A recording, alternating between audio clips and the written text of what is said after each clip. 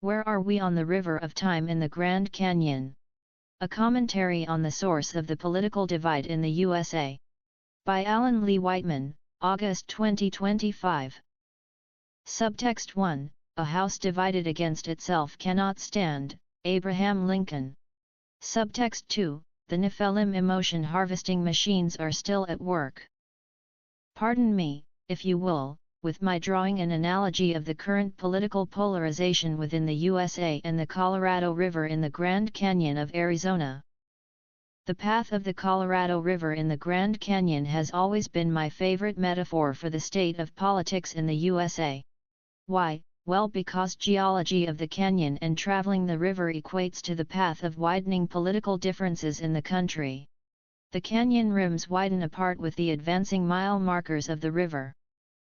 In like sense, the USA political divide widens in advancing time with each new presidential election.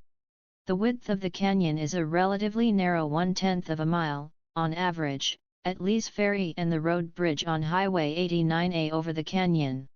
Further on down at the halfway point the canyon widens to roughly 18 miles across, rim to rim, a factor of 180 times wider. Funny how often that term doing a 180 seems to crop up, isn't it? Further on down at the end of the canyon at mile marker 277, the idea of canyon rim width breaks down completely as the north and south rims of the canyon have long since dropped in elevation and receded into the far distances. In this analogy, a position on the river at Lee's Ferry can be related to the beginning of the USA in 1776 when the country was relatively united. Where on the river is the corresponding mile marker for August 2025. Where the left bank distance to the right bank corresponds to the political divergence of the two political parties.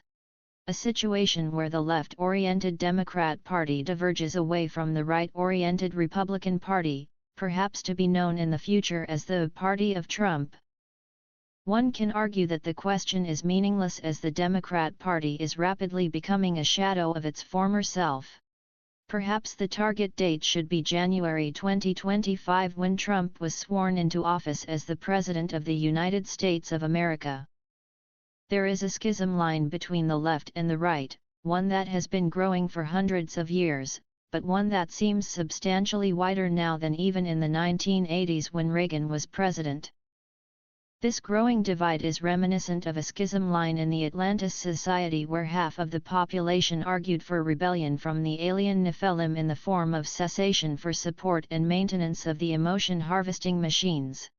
There was also a second schism line, though there is no real parallel for it in this time frame. The machines were installed by the Atlantean Ka under the oversight of Nefelim representatives on Earth. Later on the Ka took over regular servicing and maintenance of the entire collection of the machines. The machines induce schism inside any nominally united group of humans, bringing about division, fighting, and war, while harvesting the emotional energy of the fighting members that once were united in thought and direction. Think of the machines as emotion vampires, sucking out the life energy of people made to fight each other.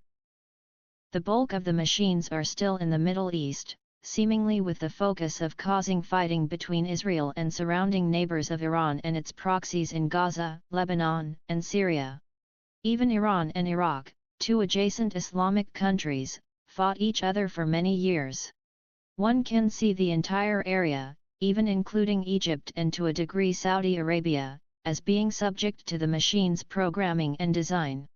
The machines have been in operation for over 7,500 years and continued to run even after the fall of Atlantis, and subsequent removal of the maintenance staff. Even Islam itself did not escape the meddling effects of the machine. Islam, a religion born out of conflict and coercion, Islam translating as submit, around the interpretations of a prophet with descendant children that went different ways, Sunni and Shia still divided over differences and seen as enemies even within the same faith. I made an effort in 2012 to mitigate the vampiric activity of some of the machines, the ones still networked together, but the effort never reached the remainder of the machines that were disconnected from their once common network after the fall of Atlantis. So, some unknown account of the machines are still busily going about their design of inducing schism wherever they can. And there is unmeasured volume in emoted screaming and yelling by the clowns on the left that Trump must be stopped by whatever means. One might argue that the machines are even splitting apart the remnants of the Democrat Party into the left-wing radicals and the ever-diminishing third way or centrists, traditional Democrats. This state of affairs will continue to get worse all over the world until such time as the machines can be deactivated and their toxic residual products are neutralized and physically removed from the Earth.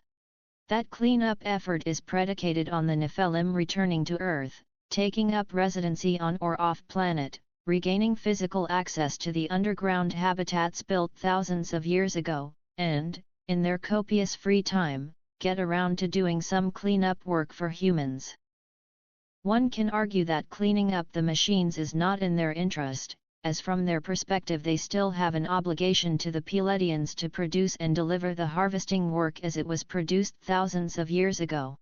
Now, maybe things have changed sufficiently with the Pleiadians or their galactic commerce partners such that the market for the product is no longer viable and the emotion stuff is no longer needed. I think that the jury is still out on that decision with no announcement expected anytime soon.